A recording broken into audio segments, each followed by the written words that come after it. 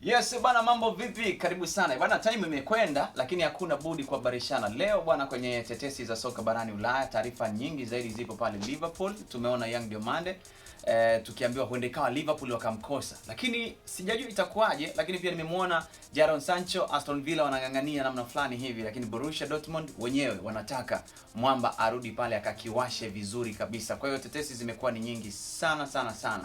Manchester United ikoje? Arsenal ikoje? Chelsea ikoje?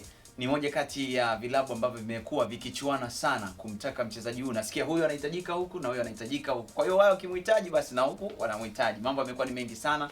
Karibu sana tuweze kusimuliana, story ni nyingi sana.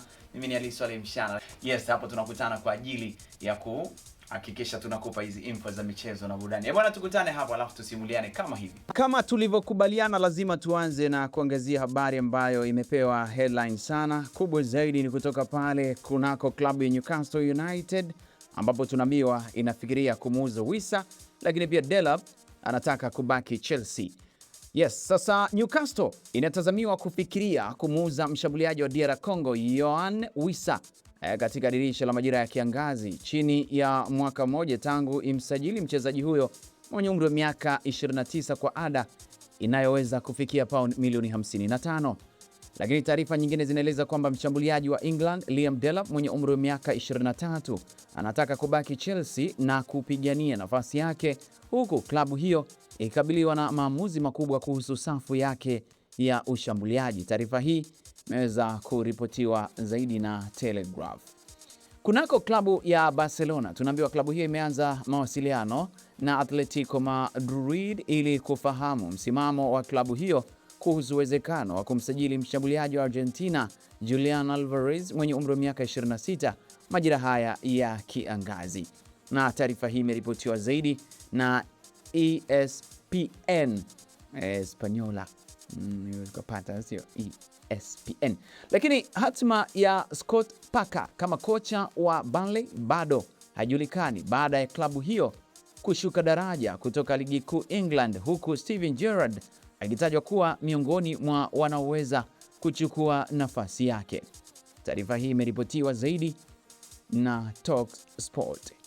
Lakini Gerrard aliondoka Al Ittifaq ya Saudi Arabia kwa makubaliano ya pande zote mwaka 2025 baada ya miezi 18. Pia anahusishwa na klabu ya Bristol City. Sasa sijajua ataenda wapi hapa. Sawa, taarifa hii imeripotiwa zaidi na Independent ameweza kutupa undani wa taarifa hiyo.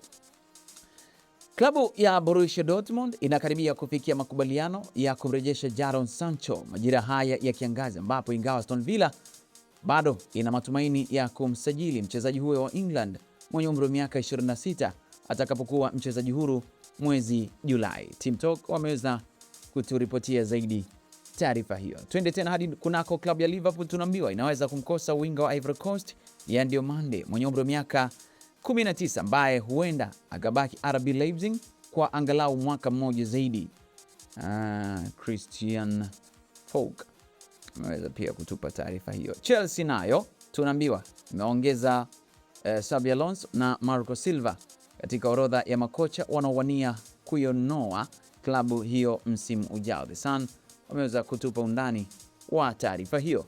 Lakini Bayern Munich itaanza mazungumzo ya mkataba mpya na mshambuliaji wa England Harry Kane mwishoni mwa msimu, ikitaka kumbakiza zaidi ya mwaka 2027. Mira imeweza kutupa undani wa taarifa hiyo. Tuhitimishe na taarifa kutoka kunako vilabu vikubwa viwili, kwa maana AC Milan na Bayern Munich, ambako tunaambiwa zote zinamwania mshambuliaji wa Serbia Dusan Vlahovic iwapo ataongeza mkataba wake na Juventus majira haya ya kiangazi. Bana, mimi hadi kufikia hapo na tamatisha tetesi za soka barani Ulaya. Langu jina Ali Swale Mshana na hii ni Talent Media TZ. Asante na kwaheri.